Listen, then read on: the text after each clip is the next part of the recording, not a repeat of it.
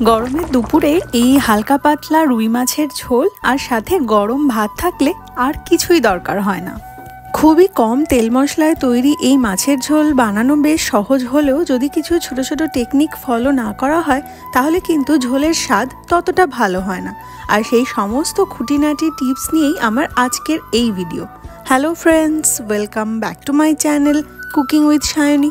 আজকের রেসিপি গ্রীষ্মের সবজি দিয়ে রুই মাছের পাতলা ঝোল। গাদা এবং পেটি মিলিয়ে মোট 5 পিস রুই মাছ নিয়েছি। তবে এই রান্নাটা কাতলা, বোয়াল, ভেটকি আরের মতন বড় মাছ দিয়েও করা যেতে পারে। এখন 1 চা চামচ পরিমাণ লবণ এবং 1/2 চা চামচ পরিমাণ হলুদ গুঁড়ো দিয়ে মাছগুলোকে ম্যারিনেট করে নিচ্ছি।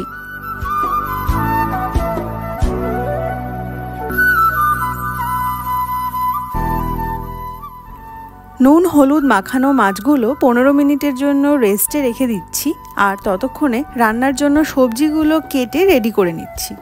সবজির মধ্যে নিয়েছি একটা বেশ বড় সাইজের ঝিঙে, 6টা পটল, 2টো আলু। প্রথমে পটলের দুদিকের 2টো মুখ একটু করে কেটে বাদ দিয়ে দিতে হবে। আর তারপর খোসাটা এক ফালি ছেড়ে ছেড়ে কেটে নিচ্ছি।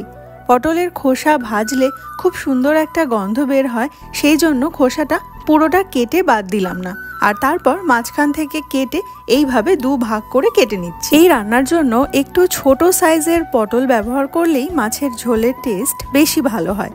খুব বড় সাইজের পটল কিন্তু এই মাছের ঝোলের জন্য নয়। এখন ঝিঙেটাকে কেটে রেডি করে নিচ্ছি।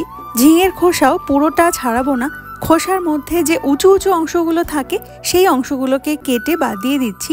ঝিঙের খোসা যদি পুরোটা ছাড়িয়ে নেওয়া হয় তাহলে ঝোলে দেওয়ার সাথে সাথে ঝিঙেটা একদম গলে যায় আর তখন খেতে খুব একটা ভালো লাগে না।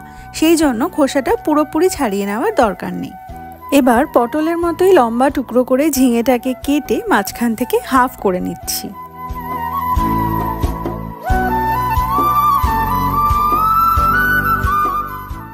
আলুর খোসা ছাড়িয়ে 3 কোনা লম্বা টুকরো করে কেটে নিচ্ছি।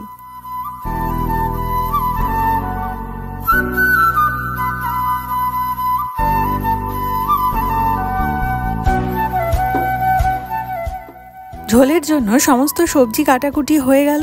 এখন মেইন রান্নাটা শুরু করা যাক। একটা কড়াই গ্যাসে বসিয়ে তাতে 3 টেবিল চামচ সর্ষের তেল ভালো মতো গরম করে নিয়েছি। আর তারপর 5টা বড়ি গরম তেলের মধ্যে দিয়ে দিলাম। বড়িগুলোকে একটু কড়া করে ভেজে নিতে হবে।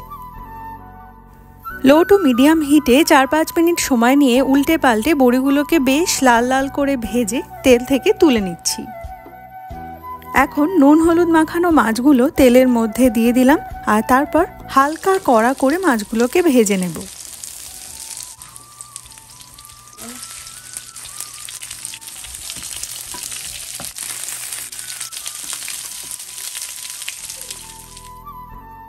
মাছগুলো ভাজা হয়ে গেছে, তেল থেকে তুলে রাখছি।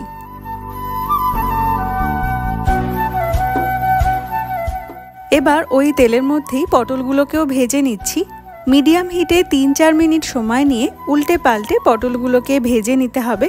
ইচ্ছে হলে এই সময় সামান্য একটু লবণ আর হলুদ গুঁড়ো অ্যাড করা যেতে পারে, তবে আমি কিছু অ্যাড করিনি। পটল ভাজলে তেলের রং কালো হয়, সেই জন্য এইভাবে আগে থেকে পটলটা ভেজে তেল থেকে তুলে নিচ্ছি। আর তারপরে ঝোলের জন্য কড়াইতে তেল দিচ্ছি। কড়াইতে ঢেলে দিয়েছি 1 টেবিল চামচ পরিমাণ সর্ষের তেল। তেল ভালো মতো গরম হয়ে যাওয়ার পরে ফোড়নের জন্য দিয়ে দিচ্ছি 1/4 চা চামচ পরিমাণ কালো জিরে এবং 2টো চেরা কাঁচা লঙ্কা। মিডিয়াম হিটে 30-40 সেকেন্ডের জন্য ফোড়নটা ভেজে নিচ্ছি। ফোড়ন থেকে সুন্দর গন্ধ বেরোতে শুরু করেছে। কেটে রাখা আলুর টুকরোগুলো কড়াইতে দিয়ে দিচ্ছি। মিডিয়াম হিটে 3-4 মিনিট সময় নিয়ে আলুটা ভেজে নিতে হবে। আর এই সময় একটা মশলার মিশ্রণ বানিয়ে নেব। একটা মিক্সিং বোলের মধ্যে নিয়ে নিলাম বড় চামচের 1 চামচ পরিমাণ আদা বাটা, 1 চামচ পরিমাণ জিরে গুঁড়ো, 1/2 চামচ পরিমাণ হলুদ গুঁড়ো, 1/4 চা চামচ পরিমাণ কাশ্মীরি লাল লঙ্কার গুঁড়ো। তবে আপনি চাইলে কাশ্মীরি লাল লঙ্কার গুঁড়োটা স্কিপ করতে পারেন। অল্প একটু জল অ্যাড করে সবকিছুকে ভালো করে মিক্স করে মশলার মিশ্রণটা রেডি করে নিচ্ছি। এদিকে আলুটাও মিনিট 3 সময় ধরে ভাজা হয়ে গেছে। কেটে রাখা ঝিঙের টুকরোগুলো কড়াইতে দিয়ে দিচ্ছি। এখন আলু আর ঝিঙেটা একসাথে আরও 3-4 মিনিট সময় ধরে মিডিয়াম হিটে ভেজে নেব। আলু আর ঝিঙে ভাজা হয়ে গেছে। তৈরি করে রাখা মশলার মিশ্রণটা কড়াইতে দিয়ে দিচ্ছি। এখন মিনিট 5 সময় নিয়ে লো মিডিয়াম হিটে মশলাটা কষিয়ে নিতে হবে।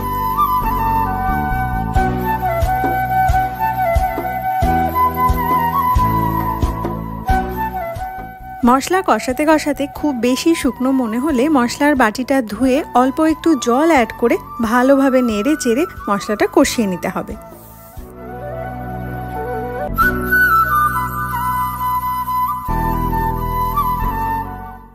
মশলা কষানো হয়ে গেছে। ভেজে রাখা পটলের টুকরোগুলো কড়াইতে দিয়ে দিচ্ছি। এবার মিনিট 2 সময় ধরে সবকিছুকে একটু নেড়ে চেড়ে রান্না করে নিয়ে ঝোলের জন্য দিয়ে দিচ্ছি গরম জল। মশলার সাথে জলের অনুপাতটা কিন্তু বেশ গুরুত্বপূর্ণ।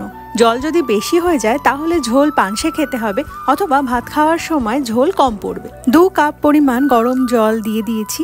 এখন দিয়ে দিচ্ছি স্বাদ অনুযায়ী লবণ। ঝোলের সাথে লবণটা একটু মিশিয়ে দিয়ে ঝোলটা ফুটে ওঠা পর্যন্ত অপেক্ষা করছি। ঝোল ফুটে উঠেছে। ভেজে রাখা মাছের টুকরোগুলো কড়াইতে দিয়ে দিচ্ছি।